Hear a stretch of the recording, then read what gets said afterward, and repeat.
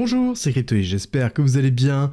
On va parler aujourd'hui de FET, la crypto, de FetchAI, mais aussi de Artificial Super Intelligence Alliance, ASI. Donc il y a beaucoup de choses à dire, on va revenir sur le projet, on va revenir sur les nouvelles, on va revenir sur là où ça en est, que ce soit en termes de prix, que ce soit en termes de news. Vous allez voir qu'il y a quand même pas mal de choses à voir. Et avant de commencer, vous allez retrouver en commentaire en description le lien pour Xify, qui est une plateforme que j'ai développée pour les propres besoins de ma communauté, qui permet de pouvoir suivre et gérer son investissement. C'est gratuit, c'est en commentaire en description.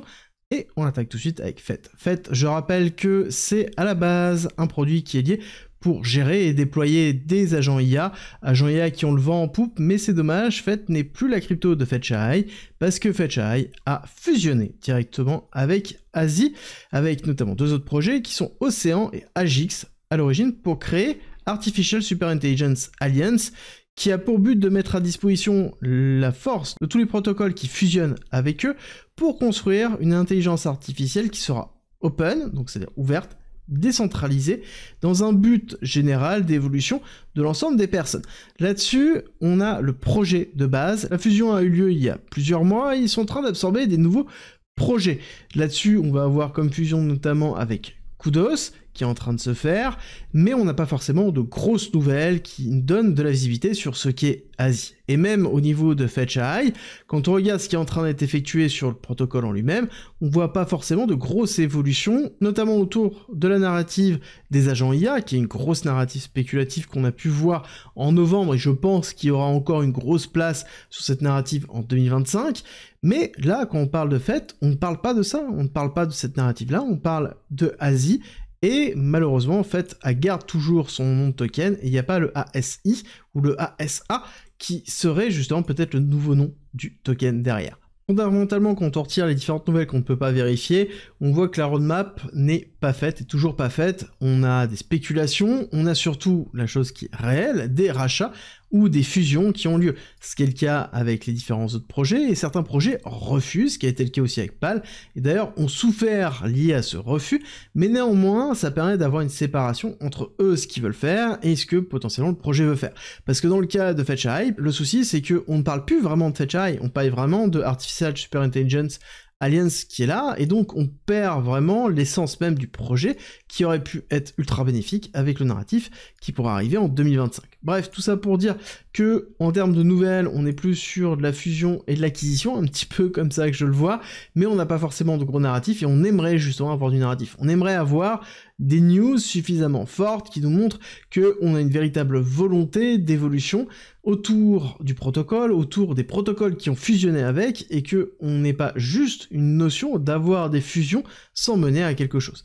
Le point important par rapport à ça, par contre, c'est qu'on a une sortie des tokens, une émission des tokens par rapport à toutes les fusions qui ont été données, que ce soit Océan, que ce soit Agix, que ce soit FET, on a une émission qui est très faible, c'est-à-dire qu'on a très peu de nouveaux tokens qui sont générés, pour ne pas dire aucun, et donc à ce moment on n'a plus de pression baissière, à part une pression purement spéculative.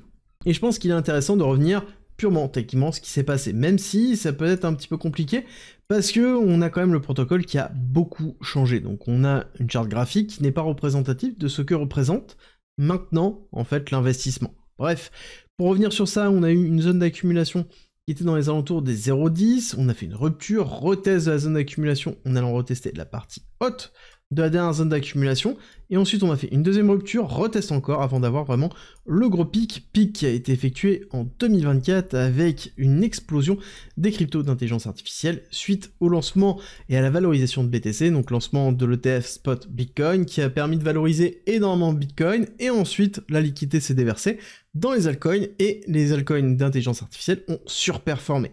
Ensuite, on a eu une hyper accélération, on a eu la mise en place possible justement de cette fusion, de ce projet qui était Artificial Super Intelligence Alliance, et donc forcément on a eu une grosse phase de spéculation. Et suite à cette phase de spéculation, on a eu une chute forte, très très forte. On est allé retester quoi? La dernière zone d'accumulation. Si on prend un peu de recul, tout ça est une zone d'accumulation. Et donc tout ça c'est de l'accélération, et là c'est le retest de la zone d'accumulation. En fait, exactement ce que l'on a connu ici. D'accord? Ça, c'est égal à ça, ça, c'est égal à ça, et ça, c'est égal à ça. Par contre, est-ce que ça va durer encore un peu de temps avant de repartir? peut-être. On est dans la zone entre 0,5 et 618, qui est plutôt une zone classique de rechargement par rapport au mouvement qu'on a pu connaître. Donc on est toujours dans une zone intéressante. Il va falloir voir si on va récupérer toute la liquidité qui se trouve dans les alentours des 1,09 $, voire potentiellement même les 1 $, parce qu'on a de la liquidité qui se trouve là.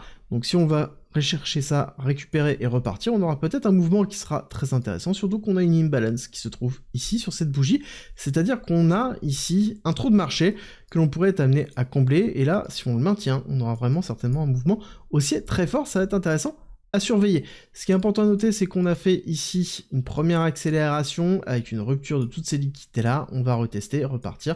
Donc structurellement, on est plutôt propre, ce que l'on va vouloir voir, ça va être une accélération pour aller chercher les liquidités au niveau des 2,08 $, puis ensuite aller chercher les liquidités dans les alentours des 3,04 $, pour vraiment marquer la volonté d'accélération, et à ce moment-là, on va reprendre sur les targets des extensions de Fibonacci plutôt classiques, hein. On a plusieurs typologies, soit on prend le mouvement par rapport à ce retracement, soit on prend la totalité du mouvement précédent jusqu'à la zone, c'est à vous de voir, on va avoir plusieurs targets, donc dans les alentours des 4,5 $, des 6,3 $, voire potentiellement des 9,7 $, qui seront des targets d'évolution. Par contre, pour ça, il va falloir impérativement avoir un momentum qui se crée, avoir une roadmap, avoir un intérêt qui se reporte sur l'intelligence artificielle, et derrière aussi sur le protocole en lui-même, Artificial Super Intelligence Alliance, qui est maintenant la représentation de fait.